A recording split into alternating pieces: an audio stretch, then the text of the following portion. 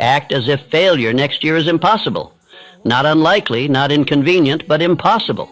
Not because conditions are perfect, not because help is guaranteed, but because you have decided that retreat no longer exists as an option in your mind.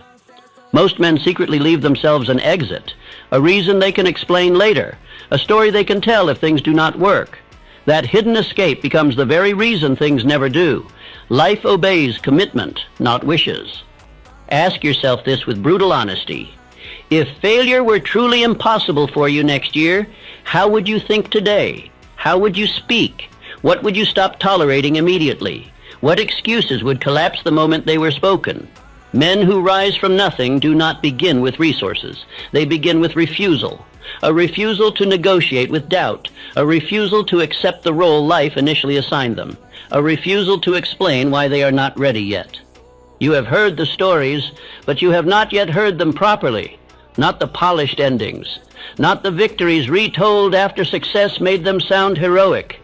You have not sat with the fear, the loneliness, the nights where quitting would have made perfect sense. Those men did not win because they were confident. They became confident because they kept moving while afraid. They did not know it would work, but they acted as if it must. There is a difference.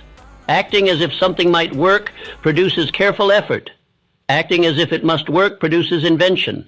When the door does not open, the man who must succeed builds another door or breaks through the wall. Next year cannot belong to chance if it is to belong to you. You must remove the language of uncertainty from your thinking. Words like try, hope, maybe, and someday weaken resolve long before action begins. Look closely at your habits. They reveal whether you are preparing for success or rehearsing for excuse. Do you move like a man who expects victory or like one who wants plausible deniability? Men who make it from nothing do not wait for certainty. Certainty comes later. They move with faith borrowed from decision alone. Once the decision is final, the mind reorganizes itself to support it. You will hear stories in this speech that stretch across years of obscurity, rejection, ridicule, and repeated failure. You will feel the weight those men carried when no one was watching.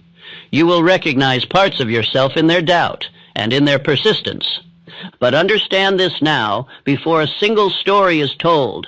None of those men succeeded because life was kind to them.